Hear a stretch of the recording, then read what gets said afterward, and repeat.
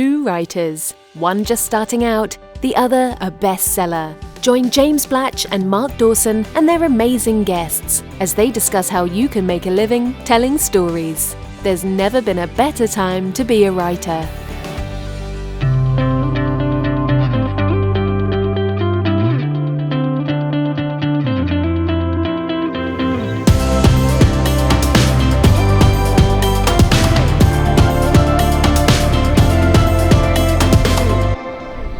Hello and welcome to the Self-Publishing Formula podcast. We are sort of live in New York City and we've moved, Mark, haven't we? We've spent the week in the insanity of Midtown. We have moved up to the relative tranquil piece of the Upper West Side.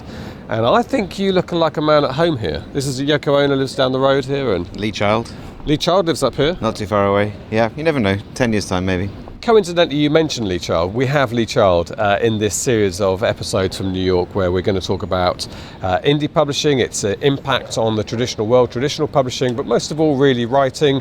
We're going to talk to some of the really world superstars of writing, particularly in the thriller genre, but not exclusively. Because I'm professional. Did I say professional? And you're not.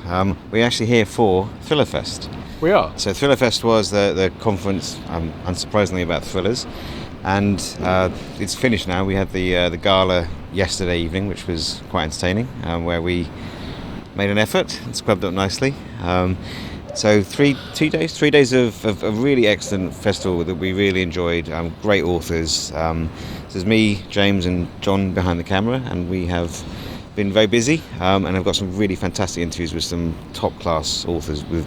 I wouldn't even like to guess how many copies of books they've sold, but it's millions. Many millions. I was just going to come on and talk about Thrillerfest, but you've done that, so well done. Thank you. And we should also say, talking about behind the camera, we have been staying in hotels, as people do in New York, but for this day it's a real treat for us because we've been invited to somebody's actual home here on the Upper West Side. His name is Cameron Mattis, and you won't know his name, but he's a big part of what SPF does. If you're a member of either of our courses, he is one of the team of Teachable, which is based here in New York, a startup. It's been a really successful startup. We've been a part of their story from the very early days, and it's not directly author related, but we'll mention it because they host our courses and you will be familiar with them if you are on there. And if it's something that people, particularly non-fiction authors, are thinking about, well, I'd just say that we would recommend the Teachable platform. Absolutely, yeah, fantastic.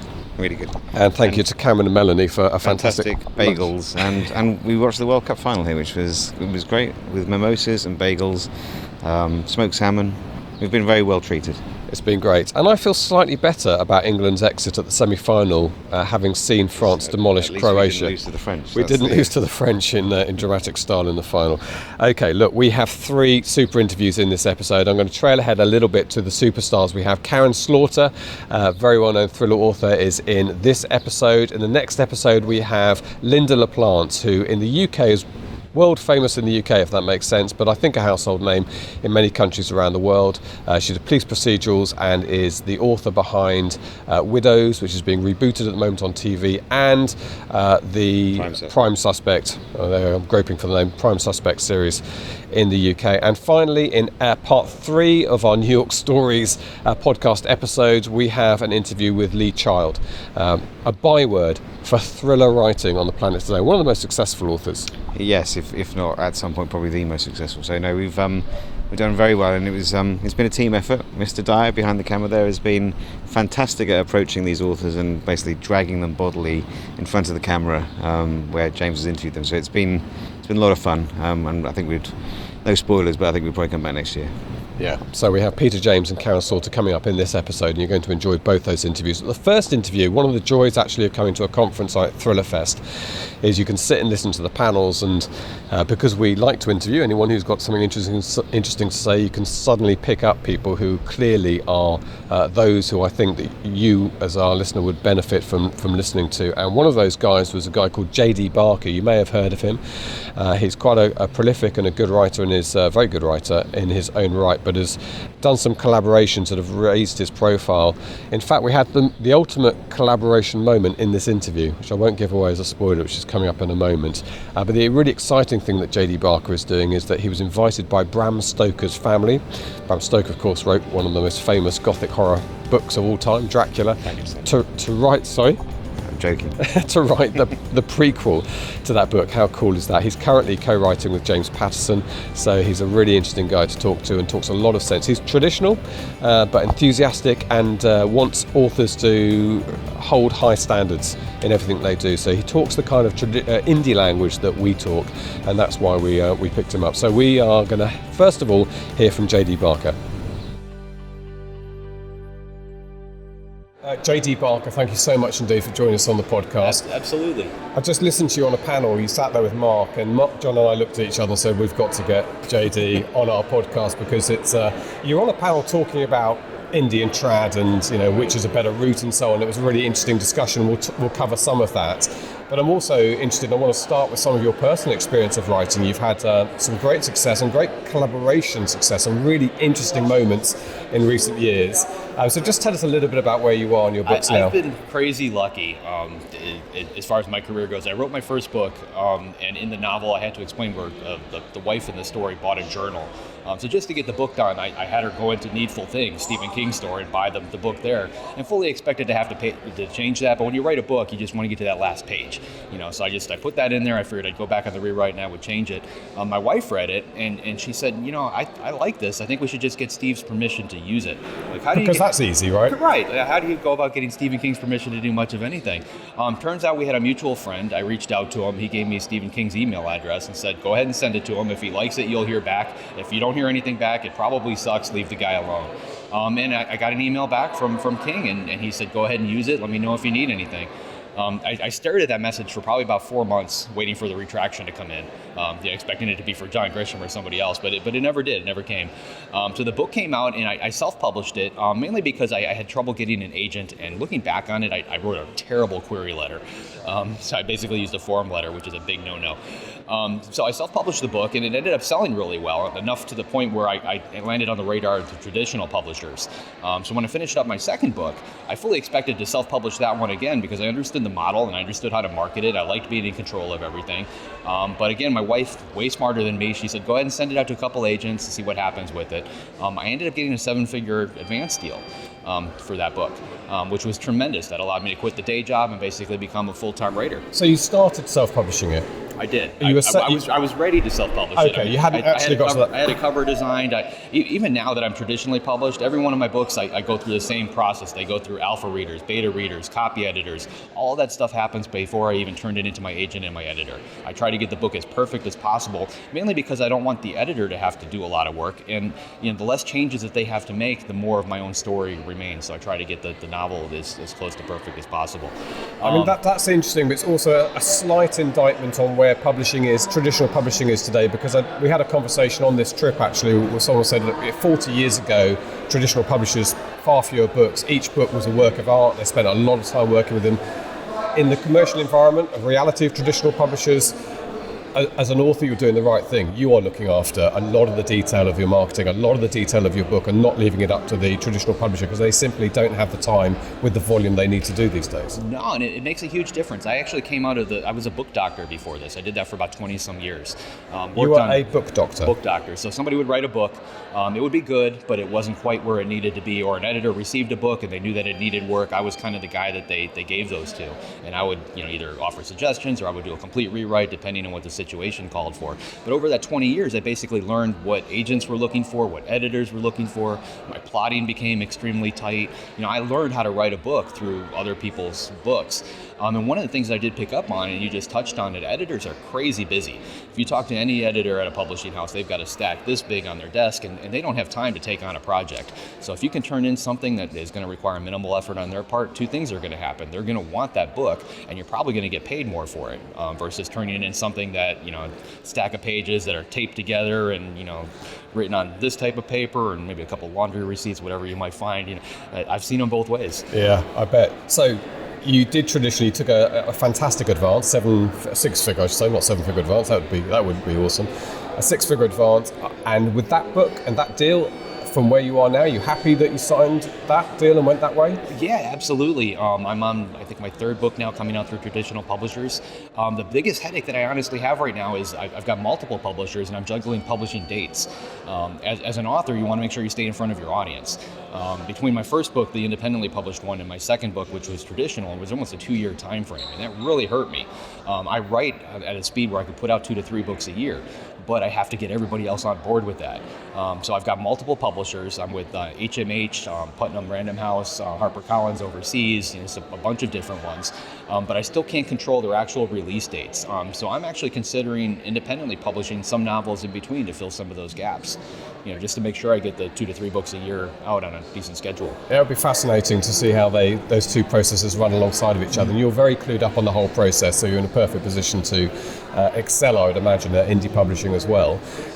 Now, you mentioned Stephen King. We're going to do some proper name dropping now, because you are the man who can collaborate with the stars, right? So just tell us about the Bram Stoker family story, because that's incredible. Yeah, I tell people I've kind of captured lightning in a bottle a couple of times. These things should only happen like once, I guess, to the same person. But Bram Stoker's family read my first book. It was called Forsaken, the one that Stephen King helped me out with. And they reached out to me. It was up for the debut author award for a Bram Stoker award. It didn't actually win that year, but Stoker's family basically said, listen, we read it. We've been trying to find somebody to write a prequel to Dracula using Bram's original notes. Is that something you'd be interested in doing? At first I thought it was, they were punking me. I thought it was a joke. I was waiting for Ashton Kutcher to come running out of a corner with a camera, but it turned out to be for real. So I signed a bunch of NDAs and ended up meeting Dacre Stoker, who's Bram's great-grandnephew. He had a cabin up in the Carolinas, and on our second day there, he brought out a big old box of basically the stuff that Bram had on his desk when he wrote the novel. And a lot of people don't realize it, but Dracula, the novel that we know, actually starts at page 102 of the original manuscript. The publisher pulled the first 100 pages out of the book. Bram tried to push it as a true story. He basically felt vampires were real, and a lot of that first section of the book was autobiographical. And at the time when this was going on, Jack the Ripper was running around London. So his publisher said, there is no way we're putting a vampire story out with Jack the Ripper on the streets. It's just going to freak people out. We can't do it. So they pulled all of that out, and the book that finally got published started at page 102. Bram kind of snuck around that, because in today's world, when I write a book, I send it off to one editor, one agent, and then it gets farmed out from there to the various publishers around the world that translate into different languages. In Bram's day, he actually sent those books off from his own desk. So some of the stuff that got removed on the English version of the book, he left it in when he sent it off to Germany. He left it in when he sent it off to France. And different parts of his novel and his story basically got pieced out in first drafts throughout the world. So they're out there, but you have to find a first draft, you have to translate it, and you have to find it. So that's amazing that you have this, you're up in the Carolinas in a cabin. I hate to stop you guys, but that was actually Jim Patterson calling me. It was? Yeah, I gotta take that real quick. That's the coolest name drop we've ever had. I'm sorry. James Patterson's calling him. Yeah, I gotta call him back real quick. Yeah, you do that. You take that call and we'll pick this up. Yeah, sorry. That was the coolest interruption we've ever had on the podcast. Jim Patterson's calling me. Sorry about that. And we haven't even mentioned James Patterson yet, so we're going to come on to him in a moment. What I was just going to say, you're sat in the Carolinas, you've got Bram Stoker's old original notes in front of you, and the family asking you to write a prequel to Dracula. I can't think of a better moment for a writer. No, and it was an amazing experience. And one of the other things I got to do, Paul Allen, one of the co-founders of Microsoft, he owns the original Dracula manuscript. So he invited us out to Seattle to actually look at it. We spent about a day in a conference room just flipping through those pages and being able to see, first of all, just the typewritten script, but then Bram's notes written on the side, notes from his editor. His brother Thornley was a doctor, and I don't know if there's a scene in the book where Renfield, they drill holes in his head to relieve some pressure from a brain bleed. His brother actually drew out a three-dimensional skull in the side of the manuscript and said, you need to drill here, here, and here, and he basically explained, in modern-day technology at their point, how it would have to be done. And being able to see all of that, or literal copy and paste, or cut and paste. this section had to be moved to here, so they literally cut it out and they taped it over here on this page and that kind of thing. It was amazing. Copy and pasting with a bit of sticky tape. So where are you with that book? That book's done. It actually comes out in October. October 2nd, I believe, is the release date. And what's it called, JD? Dracula. Paramount bought the film rights. The same team that made the remake of It is working on the movie for this. So it's an exciting project for sure. Yeah. Well, Dracula's, I think, as a Gothic story, it's at its best when it's to the original Bram Stoker idea. And when they made the film that was years ago now, when they did stick to the original story, it was without question the best. The Francis Ford Coppola. Yes, it was. Yeah, absolutely. I mean, fantastic. So I guess that's what you're running through your mind when you're doing this. You must have felt the pressure.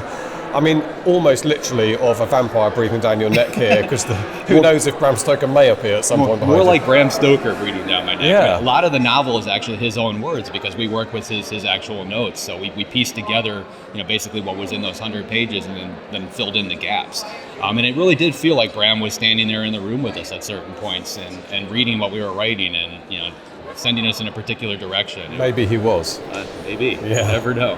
Okay, so that's the collaboration with the Stoker family. We should say it's a break between sessions. It's getting a little bit noisy in here, but we can hear each other fine. You just took a phone call from James Patterson, which brings us on to another collaboration area. And I know that you're working in legal areas when you write with somebody else, and for quite right reasons you don't discuss a lot of that openly. The bit I'm interested in is what you discovered about the power of having a good quote as part of your marketing. So tell us about that. Yeah, absolutely. So I self-published the first book. So I learned what I call guerrilla marketing, which is a lot of like what Mark does. I saw his presentation earlier, and we hit a lot of the same things. And it's really just about finding your niche. There's certain things you can do as an independent. There's certain things you can't do. I basically looked at whatever models the traditional publishers were using and what was successful for them and tried to mimic that. But a lot of times you can't. So you've got to find little things that work. And one of the things that's very popular in just the writing world is obtaining blurbs. So you write a book, you reach out to somebody who's doing well, you ask them to read it, they give you a quote for the back of the book. And that happens all the time. But a lot of them, I think, there's a twofold problem there. I think a lot of those blurbs just kind of disappear. A lot of the big name authors, last thing you want to do is go to them over and over again and ask, for every book, ask them to read it and give you a quote. Like, I don't want to do that. So with Patterson, to give you an example, I asked him to give me a quote that comments more on my writing style instead of the actual book that he just read. For my first book, he actually did give me a blurb. He called Fourth Monkey and Genius, which was awesome. But then he gave me another one that said, don't miss anything JD writes. Immediately, as soon as I got those, I created Facebook ads, Amazon ads, and Twitter and Instagram, and I put those out everywhere and started testing them, and they do really well.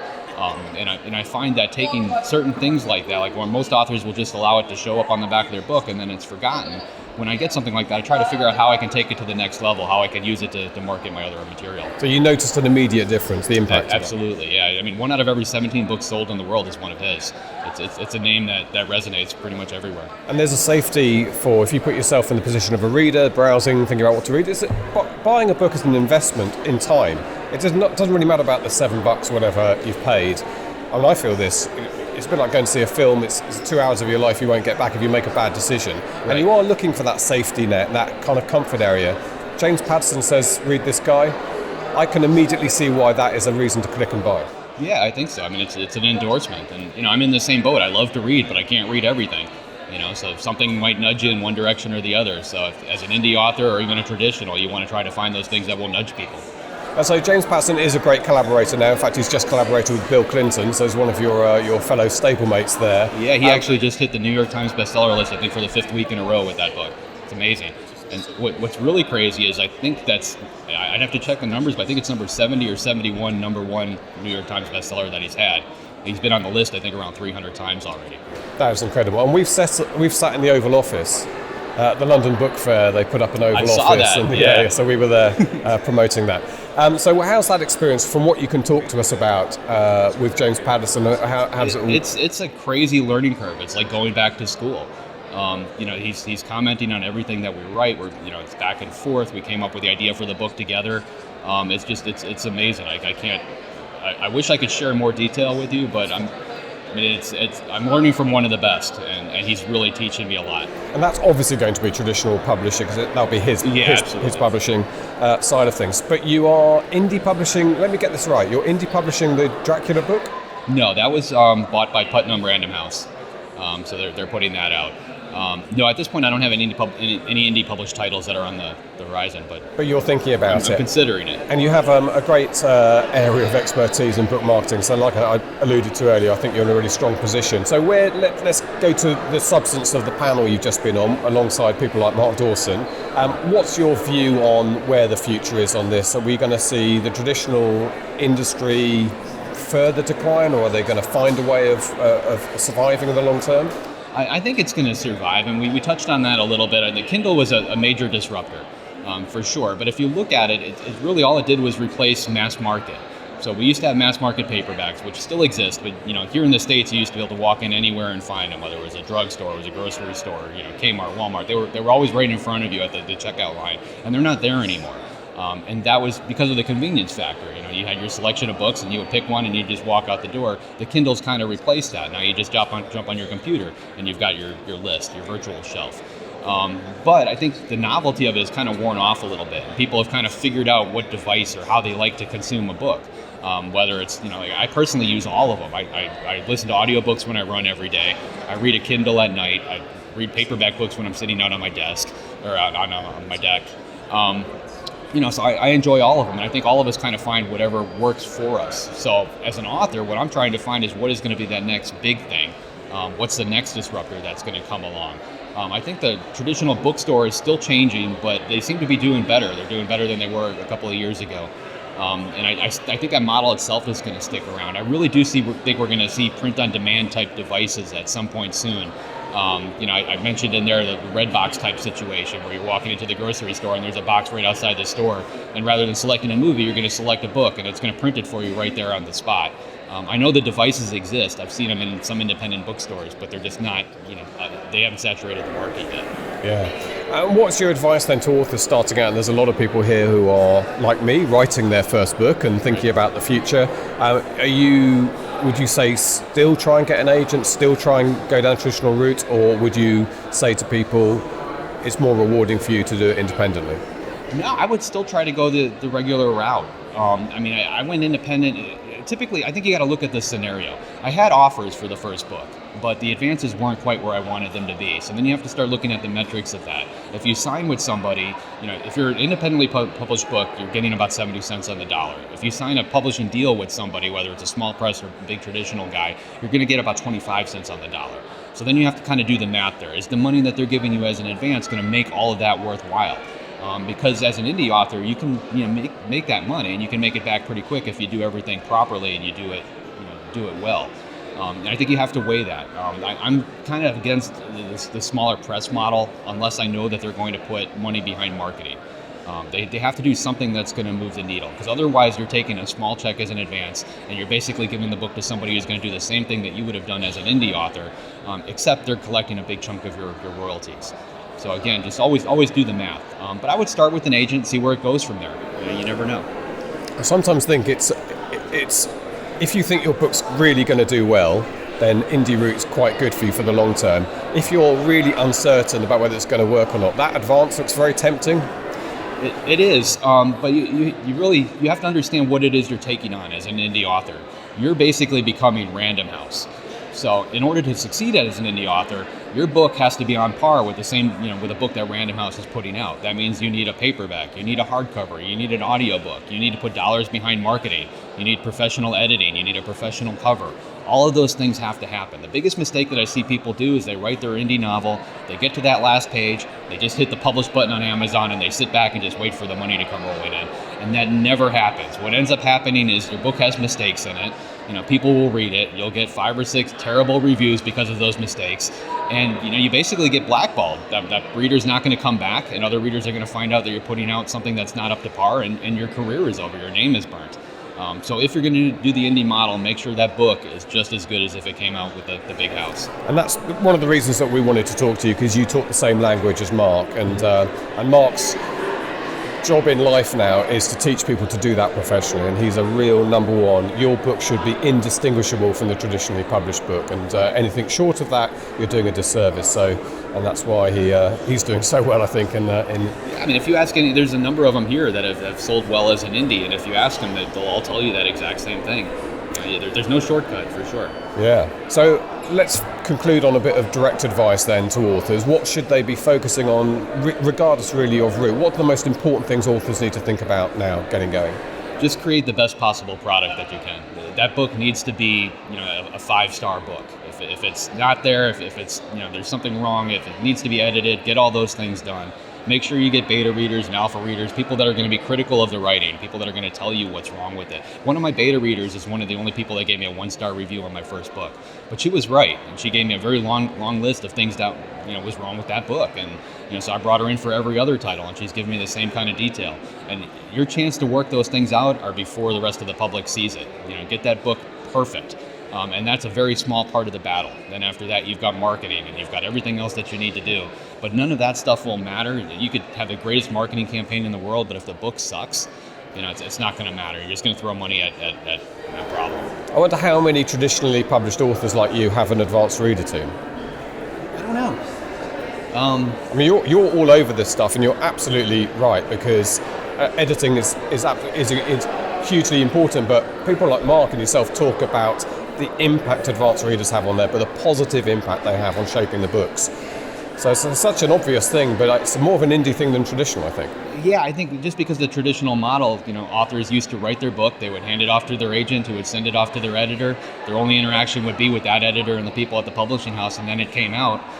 They didn't market, they didn't do anything else. They basically went right into their next book, and I think that's changed quite a bit. The people like me that have come up in a world where that doesn't exist for us, I think we've kind of adapted. We've learned, it's like not even a factor. The older school authors that grew up with that particular model are trying to adjust and realizing that they have to market, they have to do this, they have to do that, and they're adapting as well. So I think the publishing industry is just so fluid; it's changing constantly. You have to be willing to adapt with every single thing that gets thrown at you. You speak really well, JD, about publishing, and you seem to have an energy about it. I guess you seem to really enjoy your life at the moment, writing. It's great. It's funny. I joke about this, but I've got 2.5 degrees. I've got one in information technology, another one in business, and I got halfway through a psychology degree, and now I get paid to make shit up. Yeah. Yeah. So, you couldn't make it up, except it's exactly what you do. Yeah, it's a wonderful way to make a living, for sure. Okay. JD, thank you so much indeed for joining us, and congratulations on your stellar success over recent years, and we look forward to learning what made Dracula Dracula. Thank you very much.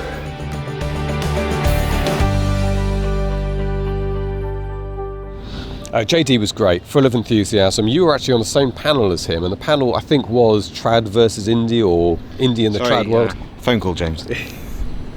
Lee Child's not calling you. President Clinton. No, it's another famous James Patterson collaborator. Exactly.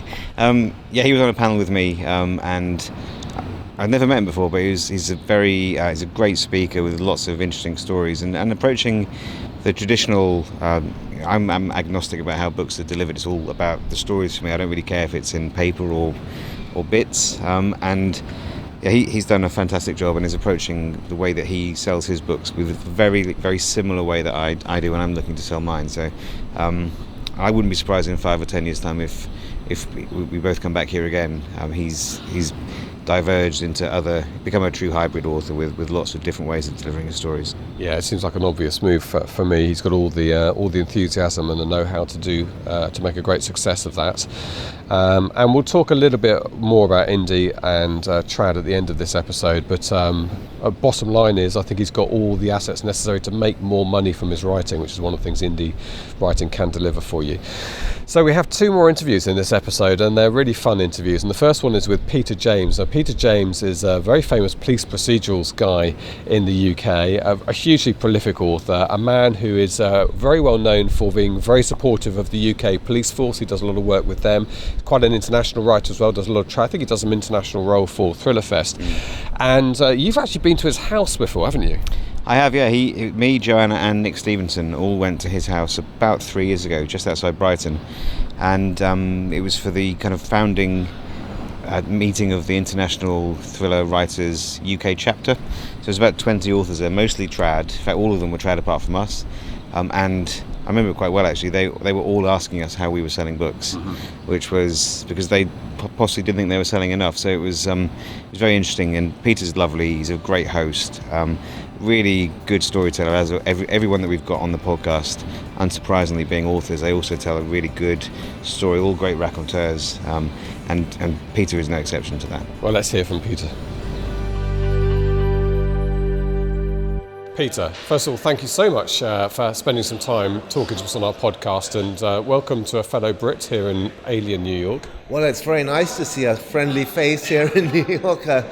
We can commiserate about the World Cup perhaps after the interview. I know people come here to listen to you, but what do you get out of a session and a conference like Thrillerfest? I think we authors spend so much of our lives inside our caves. And it's a great opportunity to meet fellow authors. That's what I love. I've done a panel yesterday with Lee Child and Karen Slaughter and Linda LaPlante, who, believe it or not, I've never met before. So it's almost like you go to conferences and meet people that you've never met before, and often your heroes as well. So I love that, and also I love teaching. I don't get enough time to do it, but I do a session here on a Wednesday, and I talk to 100 people and try to give them some of my kind of what little wisdom I have about writing. And it's really satisfying when you meet someone and say, "Oh, yeah, that really helped me." And to spend a week in New York every July is not a hardship. It's not a hardship at all. And when you sit next to someone like Linda, who we spoke to yesterday, and frankly could have spent several hours listening to Linda talk, do you pick up anything? I mean, you've been writing a long time, hugely successful, but do you sit there and think about method or process that you get from other authors? Oh yeah, I think we all learn from not just our peers, but from each other. I've got a lurker in the background. We all learn from. If Karen Slaughter's my lurker, I'm happy about that.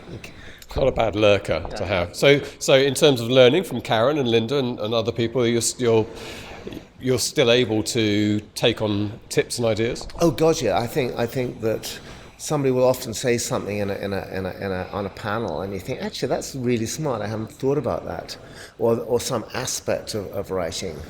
I think that if you look at the bestseller lists on any given week of the year, half the writers on those lists are going to be people north of 50, some north of 60, north of 70, north of 80. And I think Alfred Hitchcock once said, there's only 3 things an old man can do with dignity: conduct an orchestra, direct a motion picture, or write a novel.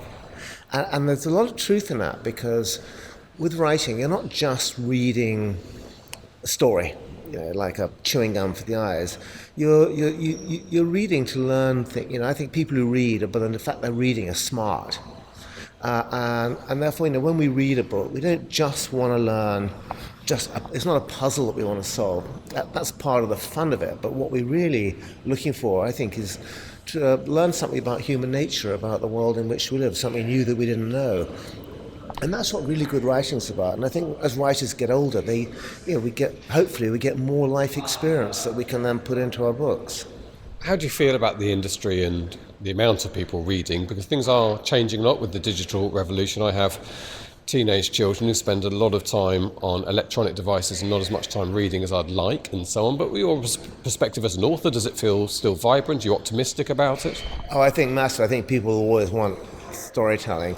It's an interesting kind of step change, because in 1993, Penguin published my novel Host as the world's first electronic novel. I was going to ask you about that. I think that's a great credit, isn't it? And back then, people were going, "What? Who's going to read a book electronically?" Hello. But today, there's another interesting step change happen, which is audiobooks. And I actually have my novel Absolute Proof, which is published in print and all the other formats in the UK on October 4. On October 4, here in the US, it's being published exclusively on audio by Audible for 12 months before it goes into print. And I think audio is right now jumped to about 10% of the whole book market, which is astonishing from where it was even a couple of years back. And I think that's possibly part of the kind of the publishing revolution that's happening right now. A cleaning lady at home, she walks around listening to audiobooks while she's cleaning. And people suddenly realize that even if they're doing kind of something really boring, they can actually...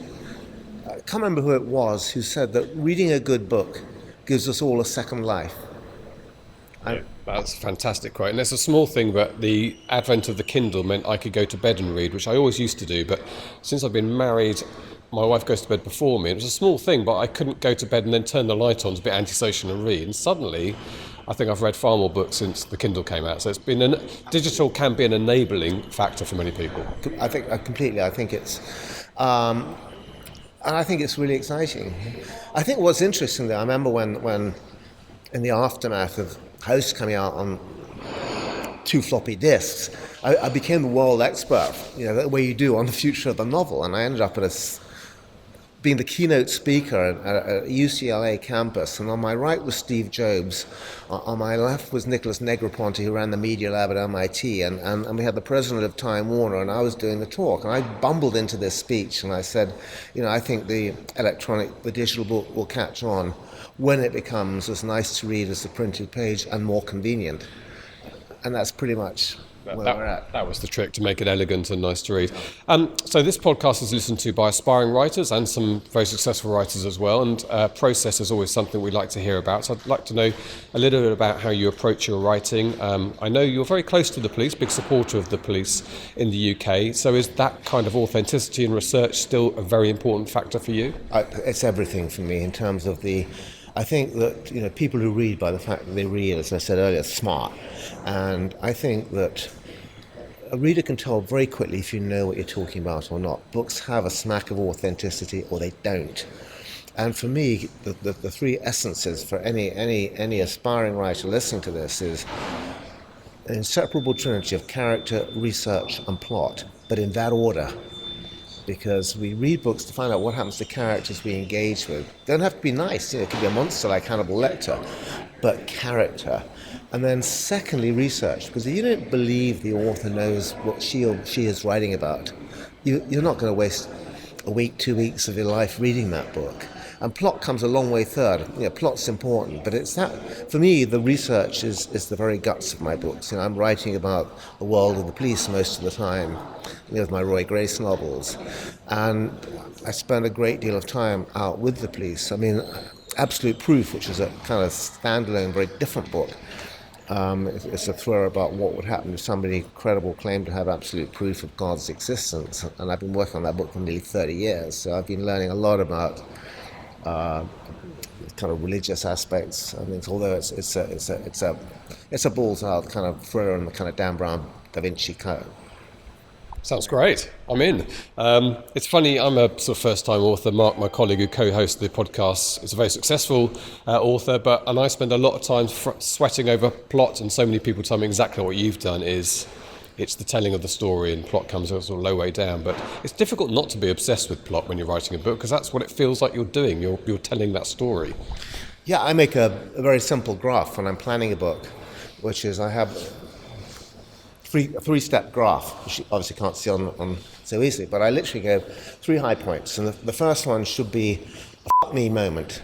I think Stephen King calls it the gotcha, but like in my first Roy Grace novel, Dead Simple, it's a bachelor party, stag night, this guy's always pissed off his friends, they bury him alive in a coffin, they're going to come back in 2 hours and dig him up, and they all get wiped out in a car wreck. And that's the first high point. So the next high point's got to be bigger than that. And then the third high point, which is the climax, has got to be bigger than that. And that's my starting point. And I go, right, what are those 3 high points? And I always like to know the ending. So I've got a vanishing point on the horizon. And some writers do, some don't go that way. But I always say you wouldn't get in a car and start driving if you didn't know where you're going. You're going to go to the supermarket or to the other end of the country. And half the time I write, the ending's changed when I've got there.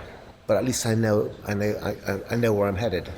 Okay, and obviously people do write differently, and I think Lee Child told us yesterday he does sit down and just write, and a bit which works for him, but for you there is some plotting that's gone out. It must be a little bit more detailed than simply the 3 highlights. Do you have chapters and scenes? I plan the first 20% in detail, but then I like to around about sort of 100 pages out of 500, but then I love it when it takes on a life of its own. I love to drink it right in the evening. I have a vodka martini with 4 olives, and I get in the music, and I get in the zone, and I love it when something pops in my head that literally wasn't there 10 seconds ago. Well, Peter, you're having a stellar career. My last question is now that you're famous and well known, and you have a huge audience, is writing different now than it was at the beginning when nobody knew you? It's much harder because, funny enough, I was talking with Karen earlier about this. I think you want to try and raise the bar with every book. And I remember my hero writers when I was a kid, someone like Alistair MacLean, the more successful he got, the lazier he got, or I think his editors got scared to edit him. I'm determined to raise the bar with every book. I'd never want to write a series that peaks and then, oh, he got lazy. You know? I think the fear of one of my fans pick up a book and think, oh, Peter's got lazy, he hasn't bothered to do this. That's my worst fear, and I'll never let that happen as long as I possibly can. It's a great ethic to have. Thank you so much indeed for spending some time with us, Peter. It's been great talking to you. Pleasure, thank you. Peter James, so John Dye, who's standing on the other side of the camera there doing the second camera shot, described him as Austin Powers to me, which I think was about right. Interesting description. He's very much an Englishman. That's certainly true. But loads of great stories. I saw him in a couple of panels with Lee Child, Karen Slaughter, Linda LaPlante, and there was a lot of banter. So it's quite clear these guys have hung out in New York probably lots of times in the past, and it's really fun to see them riffing off each other and telling kinds of stories that all authors would be interested in hearing. Yeah, there was some really filthy riffing off each other between Karen Slaughter and Peter just after we'd finished recording. We couldn't possibly broadcast Karen it. Slaughter is pretty naughty, actually. So is Peter James. Yes, that's true. I mean, Karen actually did it in a panel that you weren't there at, about mentioning things that she would... The question was asked, what one item would you have on a desert island? Peter very romantically said his wife. Karen Slaughter... I won't say it on a family podcast. Something electric. Yes, it was, yes. Something battery Something operated. red and battery operated, which is very funny. Well, Karen has a glint in her eye. She was a mischievous interviewee, and she actually comes across very British, I think, in this interview, very deadpan and very straight, but she is joking. There's a few things she says in this interview are clearly jokes rather than her being straight. So let's finish this first part of our episodes from New York City with Karen Slaughter, frankly one of the biggest names in thriller writing, and probably in a minority, when women are in a minority looking around the room, quite a significant minority looking around the room at Thrillerfest, I would guess, generally in terms of this particular genre. The reverse will be true for you next week in the Romance Writers of Association. But Karen is a standout thriller author and is brilliant at talking about the process and how she writes and the thoughts that go into it. So we picked up a really great interview with her, and let's hear from her now. Karen Slaughter, thank you so much indeed for joining us. Now, you've just stood and watched us interviewing Peter James, and some of the similar questions are going to come this way, so if you could kind of feign surprise when I ask them, that would be great. Okay, good. So the first one is, what do you get out of being in a place like this, despite the fact people have obviously come to listen to you? Do you get something? Well, it's good to see friends. I mean, I wouldn't call Peter James a friend, but it's good to see other authors and spend time with them. And, you get to talk to readers you normally wouldn't get to talk to. So that's a good part of it. And do you learn something? You're a very experienced writer, very successful writer, but are you still always on the lookout and listening carefully? Well, a writer's job is to notice people and the things they do. So, being in New York City in this particular hotel, you see a lot of people doing crazy things. So in that respect, yes. It is a crazy city, isn't it? I don't know how I've never been to Atlanta, how it compares to it, but it is slightly insane in New York. It is, but it's also a nice place to see people who are completely out of their element and how they deal with it. Now, am I right in thinking your successful writing career happened a little bit later for you? When did you start then? What sort of age? Well, maybe later, because I was 29 when my first book came out. And I was really lucky that it came out at the right time in the right place, and it was pretty successful from that point. But, my mid-20s were spent filled with rejections from publishers. So it was always something you were aiming for, writing, wasn't something you just decided later in life? Okay. And this podcast is very much writer-centric, so we're all interested in how each other work, and do you plot, do you pants? I know research is very important for you. I'm not sure, because I hear that question a lot about plotter or pantser, and it sounds like the name of a porn movie. But I mostly just think about stories. So, definitely by the time I sit down to write for a period of time, I've already thought about what I'm going to write, and I'm very clear about where I'm going. But most of my writing takes place in my head, so I'm not sure if that's plots or pants. as much as Karen. So the structure's coming, you're thinking about it a lot, and so it's there in your head. And physically, do you write at home? Do you write on the go? Do you dictate?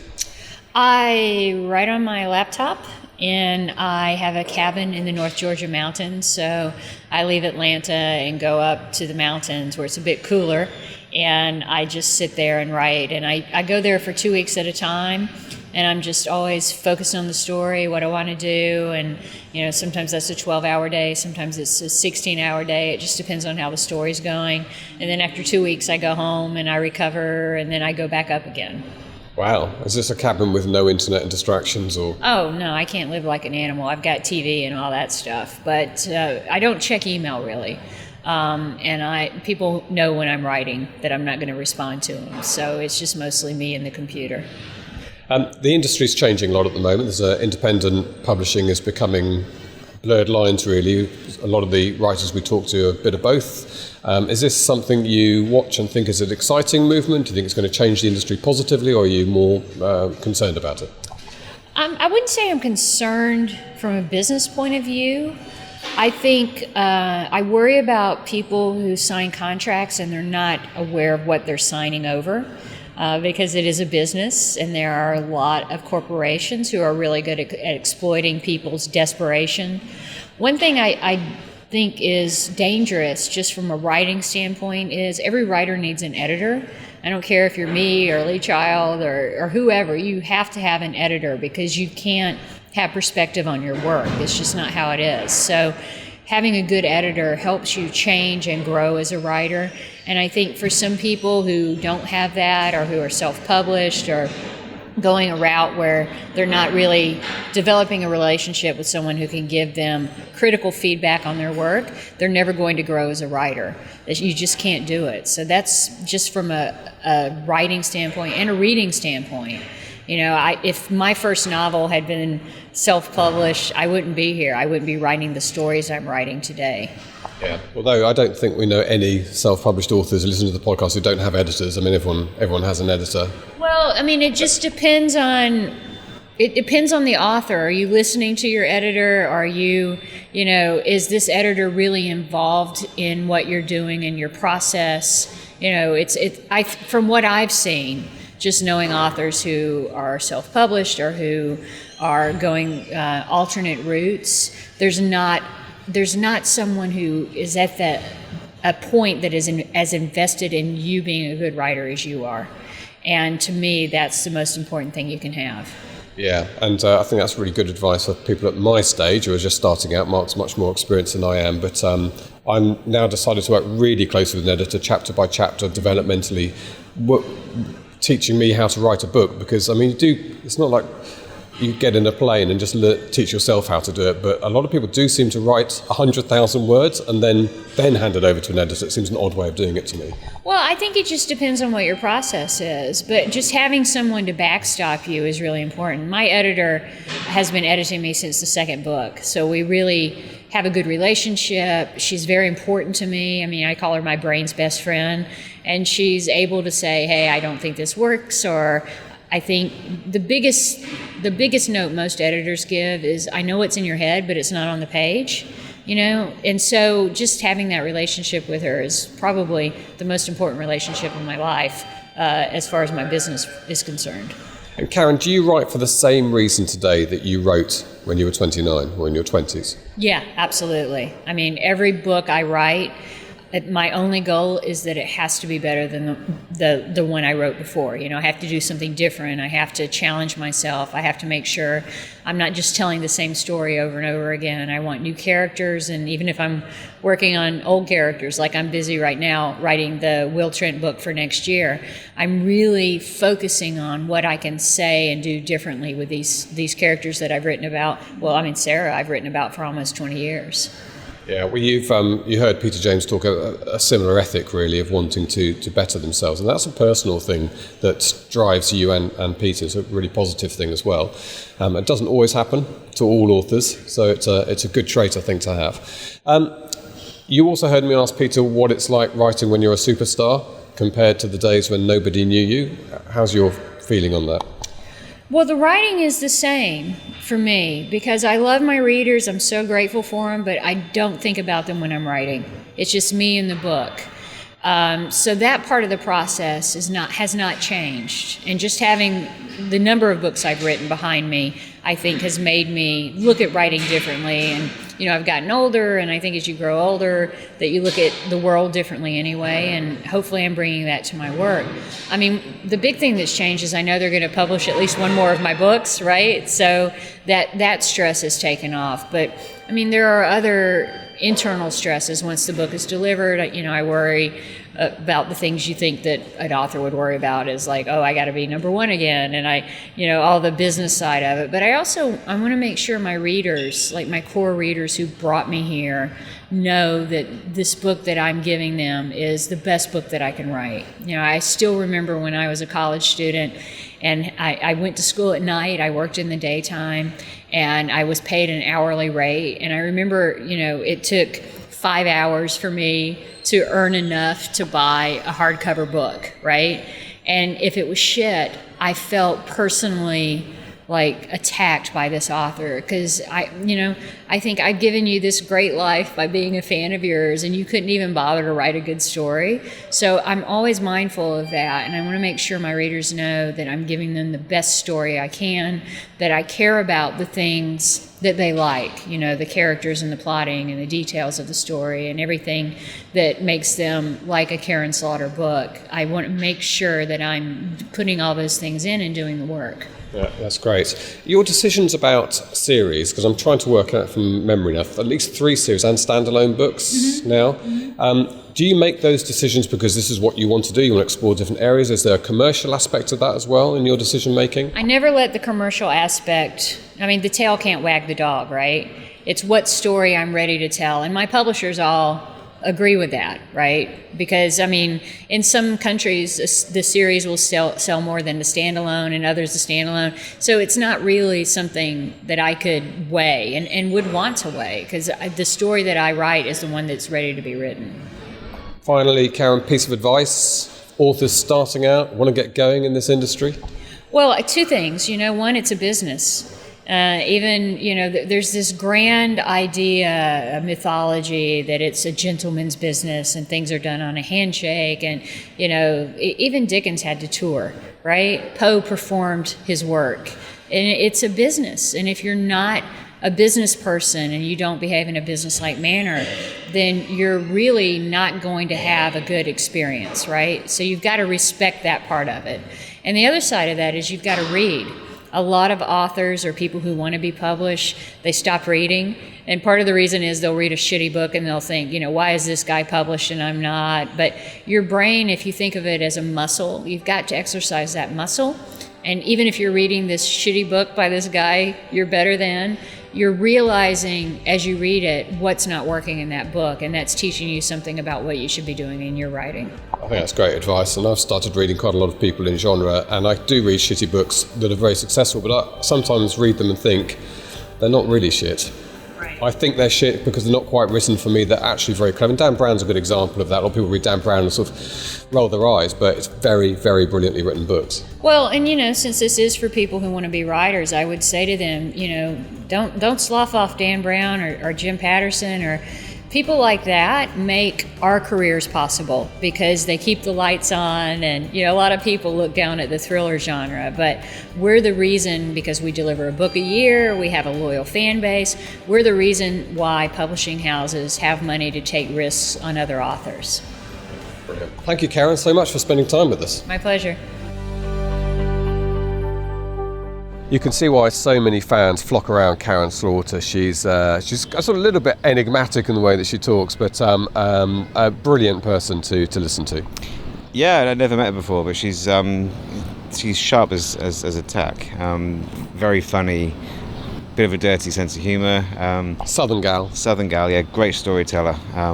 And it was lovely to talk to her. She was very generous. Everyone was generous when we deployed the dyer to go and hook them up for an interview, and yeah, very, very generous with her time, and just lovely to have her on. It was a real pleasure. Maybe next time we come back we'll get on for a bit longer. Yeah. John Dyer was great at grabbing people for interviews. Did a good job for us this year. He didn't grab a lot. He's making rude gestures now from behind the camera. You were groping earlier. I didn't touch him or anyone.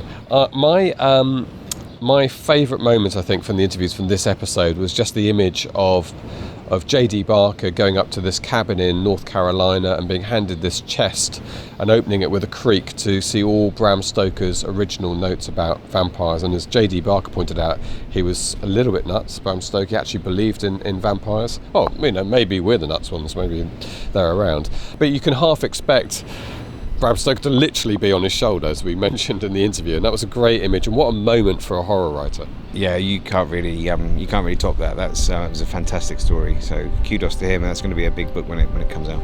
Okay, in the next episode we're going to talk to Linda LaPlante, and the one after that to Lee Child himself. I should tell you that it's a briefish interview with Lee Child. He was a man in huge demand even at Thrillerfest, and we did get a few minutes with him. It's not the world's longest interview, but it's definitely worth listening to. And yeah, he smokes a lot of cigarettes. He does smoke. And he has a lot of cigarette breaks. So it was and he takes a long time smoking them. He does. He's cool as a cat. He's a very cool dude, yeah. Very cool. Okay, so that's it. Join us again from New York next week. Thank you so much. Have a good week writing and a great week selling your books. You've been listening to the Self-Publishing Formula podcast. Visit us at selfpublishingformula.com for more information, show notes, and links on today's topics.